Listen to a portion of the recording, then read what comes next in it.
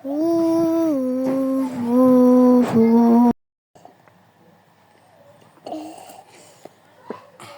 যাই আমি, এবার জন্য চাই।